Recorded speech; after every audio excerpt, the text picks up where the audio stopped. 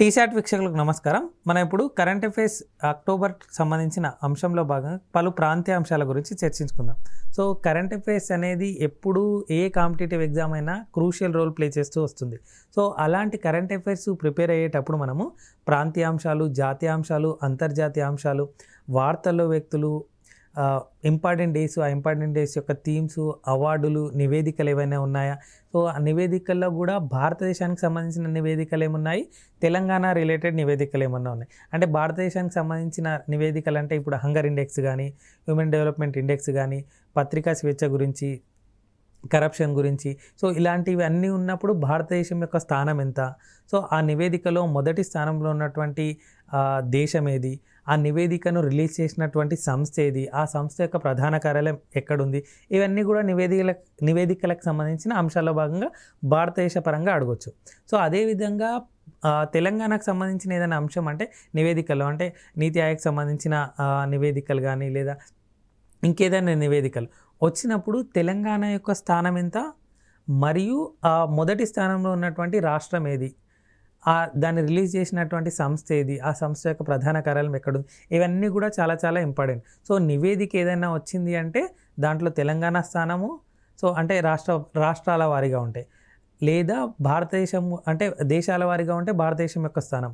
So ఆ నివేదికల్లో మొదటి స్థానంలో ఉన్నటువంటి రాష్ట్రం ఏదైనా లేదా దేశం ఏదైనా, దాన్ని రిలీజ్ చేసినటువంటి సంస్థ ఏది, ఆ సంస్థ యొక్క ప్రధాన కార్యాలయం, ఈ 4-5 చూసుకున్నట్టయితే కంపల్సరీ ఆ బిట్టును మనం చేసే అవకాశం ఉంటుంది. సో ఒక్కోసారి ఏం అడుగుతున్నాడంటే ఫస్ట్ 3-4 కూడా ఇంపార్టెంట్ అంటే మొదటి స్థానంలో ఉంది ఏది, సెకండ్ ప్లేస్లో ఉంది, థర్డ్ ప్లేస్లో. సో కొన్ని వాటికల్లా అడుగుతాడు. మ్యాక్సిమము ఫస్ట్ ప్లేస్లో ఏది ఉంది, భారతదేశం యొక్క స్థానం ఎంత, లేదా ఫస్ట్ ప్లేస్లో ఉన్న రాష్ట్రం ఏది, తెలంగాణ యొక్క స్థానం ఎంత, ఇవన్నీ కూడా అడిగే అవకాశం ఉంటుంది. సో కరెంట్ అఫైర్స్ ప్రిపేర్ అయ్యేటప్పుడు ప్రాంతీయ అంశాలను ఏ విధంగా చదవాలి, సో ప్రాంతీయ అంశాల్లో భాగంగా ఉన్నప్పుడు సో పర్సన్స్ ఇన్ న్యూస్ కానీ, స్కీమ్స్ కానీ, సో ఇక్కడ ఏదైనా మీటింగ్లు జరిగాయా, సదస్సులు జరిగాయా, భారతదేశ పరంగా తెలంగాణ ఏదైనా ఖ్యాతి గడించిందా ఆ మంత్లో, సో ఇవన్నీ కూడా కరెంట్ అఫైర్స్లో భాగంగా చూసుకున్నట్టయితే ఎగ్జామ్ పాయింట్ ఆఫ్ వ్యూలో స్కోరింగ్ సబ్జెక్టుగా మనం దీన్ని కన్సిడర్ చేసుకోవచ్చు. అంటే మనం స్కోర్ ఎక్కువ చేయొచ్చు. సో ఇప్పుడు ఈ ఎపిసోడ్లో భాగంగా అక్టోబర్ 2023కు సంబంధించి కరెంట్ అఫైర్స్లో భాగంగా పలు ప్రాంతీయ అంశాల గురించి చర్చించుకుందాం. సో ప్రాంతీయ అంశాలు అనేది చాలా చాలా ఇంపార్టెంట్ అండి. సో రీసెంట్గా ఎగ్జామ్ కండక్ట్ చేస్తున్నారు కాబట్టి సో ప్రాంతీయ అంశాల గురించి ఎక్కువ అడిగే అవకాశాలు ఉంటాయి. సో అందుకు గాను చాలా చాలా ఇంపార్టెంట్ ప్రాంతీయ అంశాలు. సో మొట్టమొదటి అంశం చూడండి, world heritage voluntary camp. So world heritage volunteer camp ఎక్కడ జరిగింది అంటే రీసెంట్గా రామప్ప దేవాలయంలో. సో రామప్ప దేవాలయం దగ్గర జరిగింది world heritage voluntary camp. So world heritage voluntary camp ఎక్కడ జరిగింది ఇటీవల అంటే రామప్ప దేవాలయంలో. ఎన్ని రోజుల పాటు? 12 రోజుల పాటు. సో రామప్ప దేవాలయం గురించి గత కొన్ని సంవత్సరాలుగా, కొన్ని నెలలుగా మనం దీని గురించి చెప్పుకుంటూ వస్తున్నామండి. ఎందుకు యునెస్కో సైట్గా, వరల్డ్ హెరిటేజ్ సైట్గా దీన్ని గుర్తించడం జరిగింది. 39వ వరల్డ్ హెరిటేజ్ సైట్గా ఇండియాలో. సో 39 అన్నాం కదా. సో ప్రస్తుతం ఎన్ని వరల్డ్ హెరిటేజ్ సైట్స్ ఉన్నాయి భారతదేశంలో అంటే 42 హెరిటేజ్ సైట్స్ ఉన్నాయి.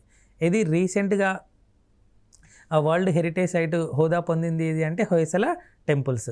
సో హొయసల దేవాలయాలు ఎక్కడున్నాయంటే కర్ణాటకలో. సో 42వది అదైతే 41వది ఏంటి అంటే శాంతినికేతన్. శాంతినికేతన్ ఎక్కడుందంటే వెస్ట్ బెంగాల్లో. సో 40వది ఏంటి వరల్డ్ హెరిటేజ్ సైట్ ఇండియా తరపున అంటే ధోల్వీరా. ఏంటి ధోల్వీరా, అది ఎక్కడుంది ఆ సైట్ అంటే గుజరాత్లో. సో 39వ వరల్డ్ హెరిటేజ్ సైట్ ఏది ఇండియాలో అంటే రామప్ప టెంపుల్. సో ఇదన్నీ చూడండి, వరల్డ్ హెరిటేజ్ సైట్ ఎక్కడ జరిగింది అంటే రామప్ప టెంపుల్. సో రామప్ప టెంపుల్కి ఉన్నటువంటి స్టాటిక్ డేటా ఏంటి అంటే అది వరల్డ్ హెరిటేజ్ సైట్లో భాగం ఎన్నోది అంటే 39వది. 40వది ఏంటి అంటే ధోల్వీరా, అది ఎక్కడ ఉంది అంటే గుజరాత్లో. 41వ వరల్డ్ హెరిటేజ్ సైట్ ఏంది భారతదేశంలో అంటే శాంతినికేతన్, అది ఎక్కడ ఉంది వెస్ట్ బెంగాల్లో. సో 42nd అంటే 42వది రీసెంట్గా అనౌన్స్ చేయడం జరిగింది. గత ఎపిసోడ్లో మనం దీన్ని చర్చించుకోవడం జరిగింది, హొయసల టెంపుల్స్. సో హొయసల దేవాలయాలు ఎక్కడున్నాయంటే కర్ణాటకలో. సో 42 ఉన్నాయి కదా. సో ఎక్కువ వరల్డ్ హెరిటేజ్ సైట్ ఉండి మొదటి స్థానంలో ఉన్నటువంటి దేశం ఏది అని అడగచ్చు. ఏది అంటే ఇటలీ. ఇది ఇటలీ తర్వాత చైనా. సో భారతదేశం ఎన్నో ప్లేస్లో ఉంది అంటే 42 స్థానాలతో 6th ప్లేస్లో ఉంది. ఇది 6th ప్లేస్లో. So world heritage volunteer camp జరిగింది కాబట్టి రామప్ప టెంపుల్ సంబంధించిన అంశం కాబట్టి వరల్డ్ హెరిటేజ్ సైట్స్ గురించి చెప్పుకుంటున్నాం. సో 42nd ఏంటి అంటే హొయసల టెంపుల్, 39th వచ్చేసి రామప్ప టెంపుల్. సో ఫస్ట్ ఏది భారతదేశంలో గుర్తించారంటే 1953లో గుర్తించడం జరిగింది world heritage site. Agra fort, Taj Mahal, Ajanta Ellora cave temples. So ఇవన్నీ కూడా 1983లో గుర్తించడం జరిగింది వరల్డ్ హెరిటేజ్ సైట్స్గా. ఎప్పుడు 1983లో. సో ఎప్పుడు మొత్తంగా ఎన్ని ఉన్నాయి భారతదేశంలో world heritage sites? 42. So world heritage voluntary camp ఎక్కడ జరిగింది? రామప్ప టెంపుల్లో. ఎన్ని రోజుల పాటు? 12 రోజుల పాటు. ఎక్కడ ఉంది ఇది అంటే ములుగు జిల్లా పాలంపేటలో. ఎక్కడ? ములుగు జిల్లా పాలంపేటలో. సో రామప్ప దేవాలయాన్ని ఎప్పుడు నిర్మించారు అంటే 12వ శతాబ్దంలో. ఎప్పుడు? 12వ శతాబ్దంలో. ఎవరు దీన్ని నిర్మించారు అంటే గణపతి దేవుని యొక్క సైన్యాధిపతిగా ఉన్నటువంటి రేచర్ల రుద్రుడు దీన్ని నిర్మించాడు కాకతీయ వంశ పీరియడ్లో. సో కాకతీయ డైనెస్టీ ఉంటుందిగా, ఆ టైంలో దీన్ని నిర్మించడం జరిగింది రామప్ప టెంపుల్ని. సో ఎక్కడుంది అంటే ములుగు జిల్లా పాలంపేటలో. ఎక్కడ? ములుగు జిల్లా పాలంపేటలో. సో రామప్ప టెంపుల్ అని ఎందుకు రావడం జరిగింది అంటే రామప్ప టెంపుల్ 40 సంవత్సరాల పాటు కష్టపడి దాన్ని నిర్మించడం జరిగింది. ఆ శిల్పి యొక్క పేరే రామప్ప. ఏంటి? ఆ శిల్పి యొక్క పేరే రామప్ప. సో లోపల ఉండే విగ్రహం ఏది? ఏ దేవుణ్ణి అక్కడ ఆరాధిస్తారు రామప్ప టెంపుల్ అంటే రామలింగేశ్వర స్వామి. ఎవరిని? శివుణ్ణి. So world heritage voluntary camp ఎక్కడ జరిగింది అంటే రామప్ప దేవాలయంలో. ఎక్కడ? రామప్ప దేవాలయంలో. Next GMR Hyderabad international airport. So ఈ హైదరాబాద్ ఇంటర్నేషనల్ ఎయిర్పోర్ట్కు సంబంధించిన అంశాలు మనం గత ఎపిసోడ్లో గురించి కూడా చెప్పుకున్నాం. సో ఈ ఎపిసోడ్లో చూడండి ఎందుకు ఇటీవల వార్తల్లో నిలిచింది అంటే కార్బన్ మేనేజ్మెంట్లో లెవెల్ 4 ట్రాన్సిషన్ అక్రిడిటేషన్ రావడం జరిగింది. సో లెవెల్ 4 అంటే ఏంటి అంటే ఎయిర్పోర్ట్ కార్బన్ అక్రిడిటేషన్ ప్రోగ్రాంలో ఇది అత్యున్నతమైన అంటే కార్బన్ ఎమిషన్ ఉంటుందిగా దానికి సంబంధించిన అంశం. సో దాంట్లో భాగంగా లెవెల్ 4 కేటగిరీలో దీనికి గుర్తింపు రావడం జరిగింది జిఎంఆర్ హైదరాబాద్ ఇంటర్నేషనల్కి. సో దీన్ని ఎవరు ప్రచురిస్తారు అంటే ఎయిర్పోర్ట్స్ కౌన్సిల్ ఇంటర్నేషనల్ యూరోప్ వాళ్ళు దీన్ని 2009 నుండి ఇవ్వడం జరుగుతుంది. సో ఏ లెవెల్లో ఉంది ఇది అంటే జిఎంఆర్ హైదరాబాద్ ఇంటర్నేషనల్ అంటే కార్బన్ మేనేజ్మెంట్ లెవెల్ 4 ట్రాన్స్మిషన్లో గుర్తింపు పొందడం జరిగింది హైదరాబాద్ ఇంటర్నేషనల్ ఎయిర్పోర్ట్. నెక్స్ట్ అంశం అగసారా నందిని. సో అగసారా నందిని సోషల్ వెల్ఫేర్కి సంబంధించిన స్టూడెంట్ అని చెప్పి గత ఎపిసోడ్లో భాగంగా ఒక అథ్లెట్ అని చెప్పి చెప్పుకోవడం జరిగింది. చాలా చాలా ఇంపార్టెంట్ పెట్టండి. ఆసియా క్రీడలు చైనాలో జరిగాయి కదా ఇటీవల. దాంట్లో హెప్టాథ్లాన్ ఉంటుందిగా, ఆ హెప్టాథ్లాన్లో కాంస్య పథకాన్ని పొందడం జరిగింది. ఎవరు? అగసారా నందిని. అందుకు గాను ఇంపార్టెంట్, చాలా చాలా ఇంపార్టెంట్ పెట్టండి. వార్తలు వ్యక్తులుగా అడిగే అవకాశం ఉంటుంది. సో అగసారా నందిని ఆసియా క్రీడల్లో హెప్టాథ్లాన్ ఈవెంట్లో ఏ పథకాన్ని కైవసం చేసుకుంది అని అడగవచ్చు. ఏ పథకం అంటే కాంస్య పథకం. ఇది కాంస్య పథకం. సో ఇంకొక వ్యక్తి చూడండి అదే ఆసియా క్రీడలకు సంబంధించి ఎక్కడ జరిగాయని చెప్పాను? చైనాలో. సో చైనాలో జరిగినటువంటి ఈ ఆసియా క్రీడల్లో ఈషా సింగ్ అనే ఆమె కూడా వార్తల్లో నిలిచారు. ఈషా సింగ్ గురించి కూడా చాలాసార్లు చాలా ఎపిసోడ్లో మనం చెప్పుకున్నాం. సో ఇలా ఎక్కువ ఎపిసోడ్లో చెప్పుకున్నటువంటి వ్యక్తుల గురించి అడిగే అవకాశం ఎక్కువ ఉంటుందండి. సో ఈషా సింగ్ ఏ క్రీడా రంగానికి చెందింది అంటే ఆమె షూటింగ్ రంగానికి చెందిన వ్యక్తి. ఇది షూటింగ్ రంగానికి చెందిన వ్యక్తి. సో ఆసియా క్రీడలో ఆమెకు ఎన్ని పథకాలు రావడం జరిగింది అంటే 4 పథకాలు. సో 2 పథకాలు ఏమో జట్టు సభ్యులుగా ఉండడానికి వచ్చింది, 2 వ్యక్తిగత పథకాలు. సో 2 ఏమో జట్టులో సభ్యురాలుగా ఉన్నందుకు వచ్చింది, ఇంకా 2 ఏమో వ్యక్తిగత పథకాలు. సో మొత్తం ఎన్ని పథకాలు వచ్చాయి ఆసియా క్రీడలో ఈషా సింగ్ అంటే 4 పథకాలు. సో ఏ క్రీడా రంగానికి చెందింది అంటే షూటింగ్. ఇది షూటింగ్, చాలా చాలా ఇంపార్టెంట్ బిట్. సో అగసారా నందినికి ఏ పథకం రావడం జరిగింది? హెప్టాథ్లాన్లో కాంస్య పథకం రావడం జరిగింది. నెక్స్ట్ అంశం తెలంగాణ నుంచి జాతీయ ప్రదర్శనకు 2 సైన్స్ నమూనాల ఎంపిక. సో ఇది కూడా చాలా ఇంపార్టెంట్ అండి. భారతదేశ పరంగా జాతీయ ప్రదర్శన జరుగుతుంది. ఆ జాతీయ ప్రదర్శనకు తెలంగాణ నుండి 2 నమూనాలు ఎంపిక కావడం జరిగింది. సో లక్సెట్టిపేటకు చెందినటువంటి కె కుశేంద్రవర్మ రూపొందించినటువంటి డ్రైనేజీ రోడ్ల క్లీనర్ల నమూనా. సో డ్రైనేజీ రోడ్లు ఎలా క్లీన్ చేయాలని చెప్పి ఒక నమూనా తయారు చేయడం జరిగింది. అది జాతీయ ప్రదర్శనకు సెలెక్ట్ కావడం జరిగింది. దాంతోపాటుగా కె మణిప్రసాద్. సో ఈయన అన్నారంకి చెందినటువంటి వ్యక్తి. ఇదేంటి అంటే దీని యొక్క మోడల్ ఏంటి అంటే వర్షాలు మరియు జంతువుల నుండి ధాన్యాన్ని ఎలా సంరక్షించాలి అని చెప్పే ఒక నమూనా. సో ఈ 2 నమూనాలు కూడా జాతీయ ప్రదర్శనకు ఎంపిక కావడం జరిగింది. అక్టోబర్ 9th నుంచి 11th వరకు ఈ జాతీయ ప్రదర్శన జరిగింది ఎక్కడంటే న్యూఢిల్లీలో. సో ఎన్ని సైన్స్ నమూనాలు జాతీయ ప్రదర్శనకు ఎంపిక కాబడ్డాయి అని అడగొచ్చు. ఎన్ని అంటే 2. సో లక్సెట్టిపేటకు చెందినటువంటి కుషేంద్ర వర్మ ఒకటి, అన్నారంకి చెందినటువంటి మణిప్రసాద్కి సంబంధించిన ఒక నమూనా. సో దీన్ని ఎవరు కండక్ట్ చేస్తారు అంటే నేషనల్ ఇన్నోవేషన్ ఫౌండేషన్ ఇండియాతో కలిపి డిపార్ట్మెంట్ ఆఫ్ సైన్స్ ఉంటుందిగా, department of science and technology DST. So వాళ్ళిద్దరూ కలిసి దీన్ని నిర్వహించే ఒక ఎగ్జిబిషన్ ఇది. సో తెలంగాణ నుంచి జాతీయ ప్రదర్శనకు ఎంపికైనటువంటి నమూనాలు ఎన్ని అంటే 2. ఎన్ని? 2. Next Sarakka central tribal university, చాలా చాలా ఇంపార్టెంట్ అండి. సారక్క సెంట్రల్ ట్రైబల్ యూనివర్సిటీకి ఇక్కడ ఆమోదం తెలపడం జరిగింది. ఇక్కడ దీన్ని ఏర్పాటు చేయబోతున్నారు తెలంగాణలో. సో ఎక్కడ, ఏ జిల్లాలో అంటే ములుగు జిల్లాలో. ఎక్కడ? ములుగు జిల్లాలో. సో 889 కోట్లు ఈ యూనివర్సిటీకి ఇస్తామని చెప్పి ఒక ఆమోదం చేయడం జరిగింది, మంత్రివర్గ ఆమోదం చేయడం జరిగింది. ఇటీవల అనౌన్స్ చేయడం కూడా జరిగింది. సో ఏ జిల్లాలో రాబోతుంది అనేది ఇంపార్టెంట్. ఏ జిల్లాలో అంటే ములుగు జిల్లా.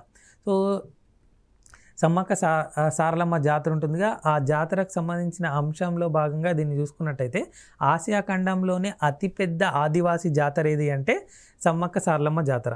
సో ఎక్కడ జరుగుతుంది ఇది అంటే మేడారంలో. ఎక్కడ? మేడారం. సో మేడారం జాతర అని కూడా అంటాం. సో ములుగు జిల్లా ఎక్కడుంది అంటే ములుగు జిల్లా తాడ్వాయి మండలంలో ఉంది. ఎక్కడ? ములుగు జిల్లా తాడ్వాయి మండలంలో. సో ఎన్ని సంవత్సరాలకు ఒకసారి జరుగుతుంది అంటే ప్రతి 2 ఏళ్ళకు ఒకసారి. ఎవ్రీ ఇయర్ జరగదండి, ప్రతి 2 ఏళ్ళకు ఒకసారి జరుగుతుంది. ఇది కూడా చాలా చాలా ఇంపార్టెంట్. సో సమ్మక్క సారలమ్మ జాతర ఎన్ని సంవత్సరాలకు ఒకసారి జరుగుతుంది అని చెప్పి అడగచ్చు. 1, 2, 3, 4 ఇలా ఆప్షన్స్ ఇవ్వచ్చు. సో ఎన్ని సంవత్సరాలకు ఒకసారి జరుగుతుంది? 2 yearsకి ఒకసారి జరుగుతుంది సమ్మక్క సారలమ్మ జాతర. ఎక్కడ? మేడారంలో. ఎక్కడ? ఏ జిల్లాలో ఉంది? అది ములుగు జిల్లాలో. ఎక్కడ? ములుగు జిల్లాలో. So Sarakka central tribal university ఎక్కడ ఏర్పాటు చేయబోతున్నారు? అదే ములుగు జిల్లాలో. సో మేడారం జాతర ఏ జిల్లాలో జరుగుతుంది అంటే ములుగు జిల్లాలో. అంతేకాకుండా ఆ సమ్మక్క సారలమ్మ జాతరకు సంబంధించిన ఇంపార్టెంట్ అంశం ఏంటి? ఆసియా ఖండంలోని అతిపెద్ద ఆదివాసీ జాతర ఏదని చెప్పుకున్నాము? సమ్మక్క సారలమ్మ జాతర లేదా మేడారం జాతర. సో ఏ జిల్లాలో జరుపుకుంటారు, ఏ జిల్లాలో జరుగుతుంది ఇది అంటే ములుగు జిల్లాలో. ఎక్కడ? ములుగు జిల్లా. సో అదే జిల్లాకి యూనివర్సిటీ శాంక్షన్ కావడం జరిగింది. ఏ university? Sarakka central tribal university. Next అంశం Kaynes semiconductors. So Kaynes semiconductor ఇక్కడ తెలంగాణలో పెట్టుబడి పెట్టబోతుంది. సో 2800 కోట్ల పెట్టుబడి పెట్టనుంటుంది. ఎక్కడ రాబోతుంది ఈ ఫ్యాక్టరీ అంటే రంగారెడ్డి జిల్లాలో ఉన్నటువంటి కొంగర్ కలాన్ ప్రాంతంలో ఈ సెమీ కండక్టర్ పరిశ్రమ ఏర్పాటు చేయనుంది. సో చాలా చాలా ఇంపార్టెంట్ అండి. సెమీ కండక్టర్ సంబంధించి వీటికి సంబంధించిన ఎలక్ట్రానిక్స్ సంబంధించిన అంశాలు ఎగ్జామ్ పాయింట్ ఆఫ్ వ్యూలో అడుగుతుంటారు.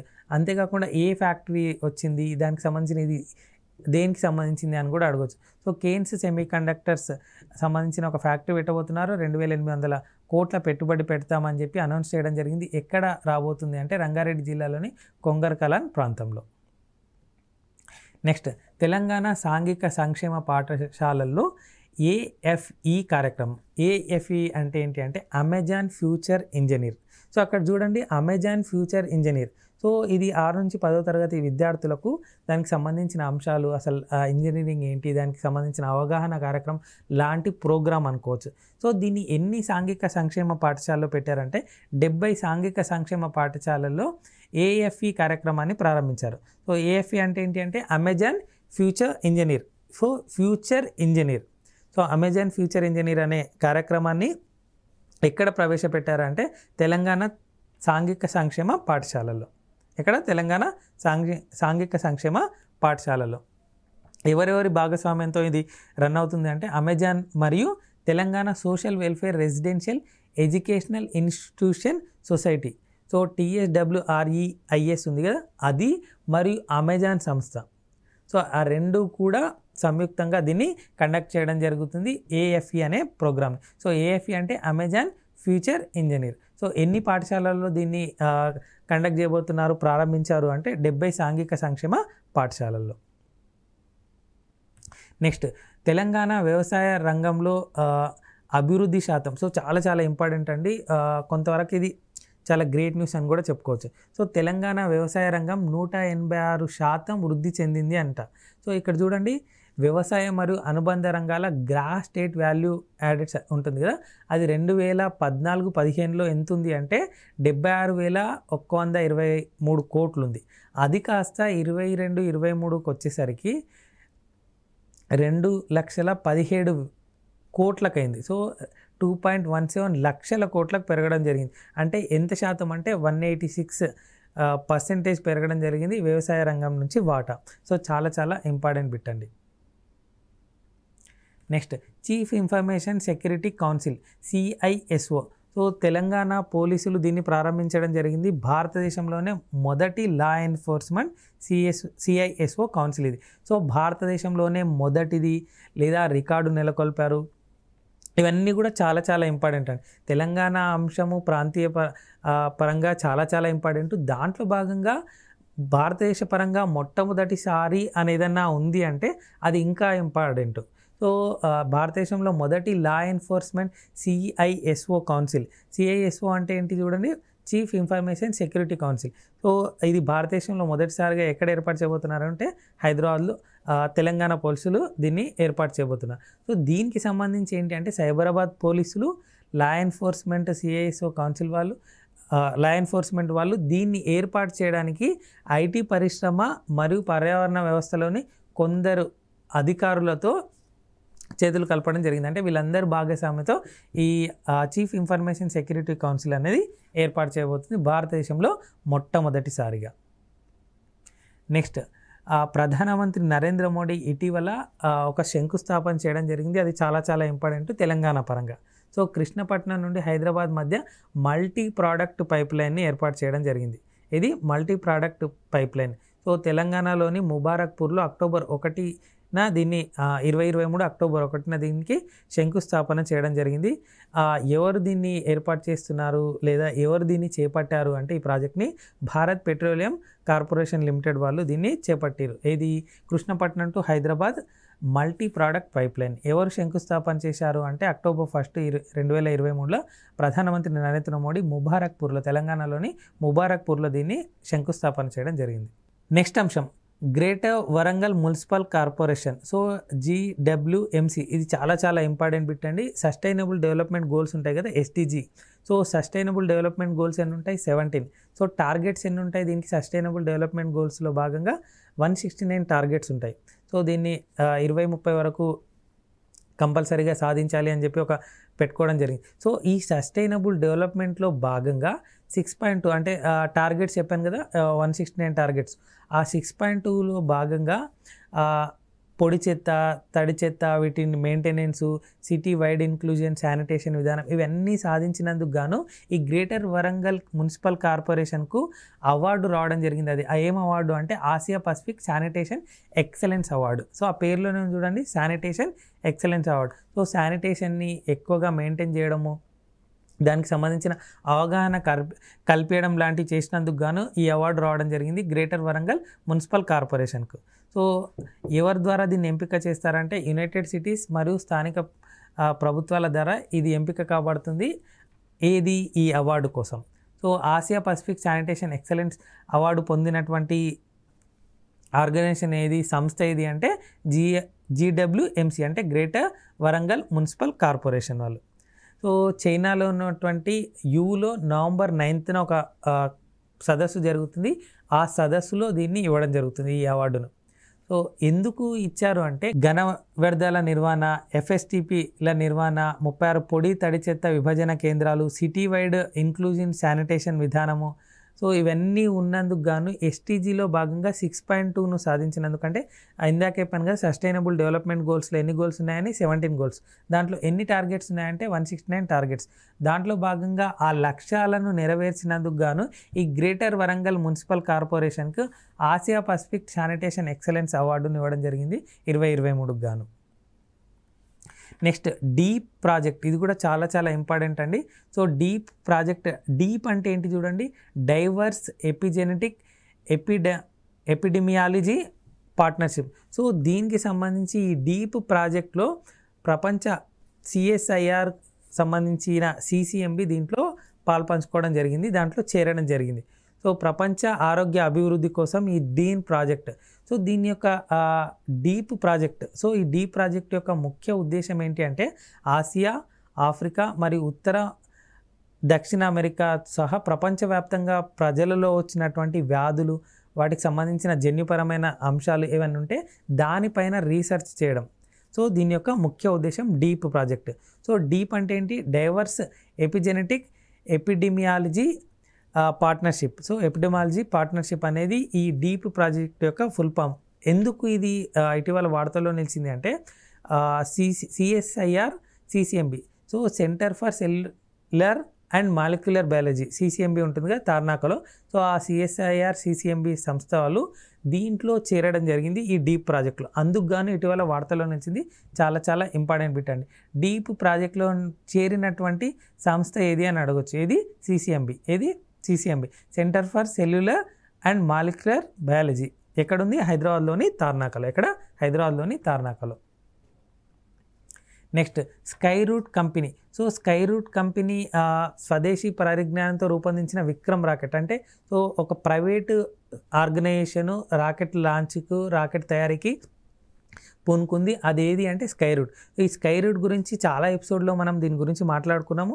సో హైదరాబాద్ బేస్డ్గా పనిచేస్తున్నటువంటి ఒక సంస్థ ఇది స్కై రూట్. సో ఈ స్కై రూట్ అనేది ఫ్రెంచ్ ఏరోస్పేస్ కంపెనీలతో ఒప్పందం కుదుర్చుకోవడం జరిగింది. అందుకు గాను ఇటీవల వార్తల్లో నిలిచింది. సో స్కై రూట్ అనేది ఏ ప్రాంతంలో ఉంది అని అడగవచ్చు. ఏ ప్రాంతంలో అంటే హైదరాబాద్. సో హైదరాబాద్ కేంద్రంగా పనిచేస్తున్నటువంటి స్కై రూట్ సంస్థ ఇటీవల ఫ్రెంచ్ ఏరోస్పేస్ కంపెనీతో 2 ఒప్పందాలు చేసుకోవడం జరిగింది. ఆ స్కై రూట్ రూపొందించినటువంటి రాకెట్ ఏది అంటే విక్రమ్. ఇది విక్రమ్. నెక్స్ట్ అంశం Khadar Alibeg theatre festival. So Khadar Alibeg theatre festival ఇటీవల ఎక్కడ జరిగింది అని అడగవచ్చు. ఎక్కడంటే హైదరాబాద్లో. ఎక్కడ? హైదరాబాద్లో. సో ఎన్నో ఎడిషన్ అంటే 18th ఎడిషన్. చాలా చాలా ఇంపార్టెంట్ అండి. సో హైదరాబాద్ పరంగా ఒకటి ఏదైనా జరిగినప్పుడు కానీ ఇది ఆర్ట్ అండ్ కల్చర్లో భాగంగా అడగవచ్చు. సో ఏదైనా బిట్ అండి, ఎకనామీ రిలేటెడా, పాలిటీ రిలేటెడా, జాగ్రఫీ రిలేటెడా, హిస్టరీ రిలేటెడా, సో సైన్స్ అండ్ టెక్ రిలేటెడా, ఆర్ట్ అండ్ కల్చర్ రిలేటెడా, ఇవన్నీ కూడా కరెంట్ అఫైర్స్లో భాగంగా జాతీయాంశాలు, ప్రాంతీయాంశాలు, అంతర్జాతీయ అంశాల్లో భాగంగా మళ్ళీ దాంట్లో దేని రిలేటెడ్ అని కూడా అడగొచ్చండి. So Khadar Alibeg theatre festival అనేది ఆర్ట్ అండ్ కల్చర్లో భాగంగా ఇంపార్టెంట్ అయిన బిట్. సో ఎక్కడ జరిగింది అంటే హైదరాబాద్లో. ఎన్నో ఎడిషన్ అంటే 18th edition. So every year జరుగుతుంది. ఇయర్ ఎక్కడ జరిగింది అంటే హైదరాబాద్లో. సో ఎక్కడ ఎస్పెషల్ ఎక్కడ జరిగింది అంటే సాలార్జంగ్ మ్యూజియం, తారాబాతి, బారాదారిలో. సో అక్కడ ఏం చేస్తారంటే ఇక్కడ అలీబేగ్ థియేటర్ ఫెస్టివల్ ఉందిగా, నాటకాల ప్రదర్శన జరుగుతుంది. ఏంటి? నాటకాల ప్రదర్శన. సో దానికి సంబంధించి చూడండి, మహమ్మద్ అలీబేగ్ దీన్ని ఎప్పుడు ప్రారంభించారంటే 2005లో. ఇది 2005లో. దానికి సంబంధించి థియేటర్ చూడండి, పడతిక్ థియేటర్ కోల్కతాకు సంబంధించింది, అఫ్సానా థియేటర్ ముంబైకి సంబంధించింది, తమాషా థియేటర్ ముంబైకి సంబంధించింది, చిత్రకారి నిమ్మలకుంట, ఇఫ్తా ముంబై, ధ్వనిపాడ్ ఢిల్లీ. ఇవన్నీ కూడా నాటక బృందాలు. 6 నాటకాలు ఉన్నాయి. ఈ 6 నాటకాలు ఇక్కడ ప్రదర్శించడం జరుగుతుంది ఖాదర్ అలీబేగ్ థియేటర్ ఫెస్టివల్. ఎక్కడ జరిగింది అంటే హైదరాబాద్. ఎక్కడ? హైదరాబాద్. ఎన్నో edition? 18th edition. Next Gayatri bank. So Gayatri bank కరీంనగర్కు చెందినటువంటి బ్యాంకు. దానికి సంబంధించిన బ్రాంచెస్ కూడా ఉన్నాయి. సో ఇది ఇటీవల ఎందుకు వార్తల్లో నిలిచింది అంటే banking frontiers in cooperating banking awards 2023లో భాగంగా బెస్ట్ కోఆపరేటివ్ బ్యాంక్ మరియు బెస్ట్ ఈ పేమెంట్స్ ఇనిషియేటివ్ తీసుకున్న బ్యాంకుగా ఇది వార్తల్లో నిలిచింది. ఈ 2 విభాగంలో అవార్డులు గెలుచుకుంది. ఏ బ్యాంక్ అంటే గాయత్రి బ్యాంక్. ఇది Gayatri bank. So banking frontiers in cooperative banking awards 2023లో భాగంగా గాయత్రి బ్యాంక్, కరీంనగర్కి చెందినటువంటి గాయత్రి బ్యాంక్ ఏ అవార్డులు పొందింది అంటే best cooperative bank, best e payments initiation. So ఈ పేమెంట్స్లో ఇనిషియేషన్ ఎక్కువగా తీసుకున్నందుకు గాను 2 విభాగాల్లో అవార్డు పొందడం జరిగింది. ఇది గాయత్రి బ్యాంక్. ఎక్కడ కేంద్రంగా పనిచేస్తుందంటే కరీంనగర్ చెందినటువంటి ఒక బ్యాంక్. ఇప్పటి వరకు మనము అక్టోబర్ 2023కు సంబంధించి కరెంట్ అఫైర్స్లో భాగంగా పలు ప్రాంతీయ అంశాల గురించి చర్చించుకున్నాం. సో కరెంట్ అఫైర్స్ ఎప్పుడైనా ప్రిపేర్ అయ్యేటప్పుడు ప్రాంతీయ అంశాలు, జాతీయ అంశాలు, అంతర్జాతీయ అంశాలు, వార్తల వ్యక్తులు, ఇంపార్టెంట్ డేస్, వాటి యొక్క థీమ్స్, ఏమైనా నివేదికలు ఉన్నాయా, నివేదికలు ఉంటే భారతదేశానికి సంబంధించిన నివేదికలు ఉన్నాయా, లేదా తెలంగాణకు సంబంధించిన నివేదికలు ఉన్నాయా, తెలంగాణ ఆ నివేదికలో ఎన్నో స్థానంలో ఉంది, భారతదేశం ఆ నివేదికలో ఎన్నో స్థానం ఉంది, లేదా ఆ నివేదికలో మొదటి స్థానంలో ఉన్నటువంటి దేశం ఏది, ఆ నివేదికలో మొదటి స్థానంలో ఉన్నటువంటి రాష్ట్రం ఏది, ఇవన్నీ కూడా చాలా చాలా ఇంపార్టెంట్ అండి. సో కరెంట్ అఫైర్స్ అనేది ఎప్పుడైనా చదివేటప్పుడు ఇలా విభాగాల వారీగా విడగొట్టుకొని చదివినట్టయితే ఎగ్జామ్ పాయింట్ ఆఫ్ వ్యూలో మనకు ఎక్కువ స్కోర్ చేసే అవకాశం ఉంటుంది. సో ఈ ప్రాంతీయ అంశాల్లో కూడా ఆ ప్రాంతీయ అంశాల్లో చూసినటువంటి అంశం అది ఎకనామీ రిలేటెడా, పాలిటీ రిలేటెడా, సైన్స్ అండ్ టెక్ రిలేటెడా, ఆర్ట్ అండ్ కల్చర్ రిలేటెడా, జాగ్రఫీ రిలేటెడా, హిస్టరీ రిలేటెడా, ఇలా ఎన్విరాన్మెంటల్ రిలేటెడా. సో ఇలా చూస్తూ ఆ డైనమిక్ సబ్జెక్ట్ ప్రిపేర్ అవుతూ స్టాటిక్ సంబంధించిన అంశాలను మనం అక్కడ నోట్ చేసుకోవడం కానీ దాన్ని రీకాల్ చేసుకోవడం చేసినట్టయితే ఎగ్జామ్ పాయింట్ ఆఫ్ వ్యూలో కాంపిటేటివ్ ఎగ్జామ్స్లో కానీ ఏ ఎగ్జామ్లో కానీ ఎక్కువ స్కోర్ చేసే అవకాశం ఉంటుంది.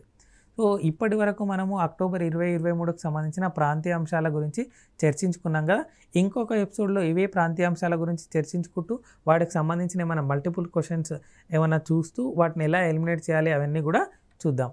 టీశాట్ వీక్షిస్తున్నటువంటి పోటీ పరీక్షల అభ్యర్థులకు మిగతా వారికి ఆల్ ద బెస్ట్ తెలుపుతూ ఇంకొక ఎపిసోడ్తో మీ ముందుంటాం. ధన్యవాదాలు.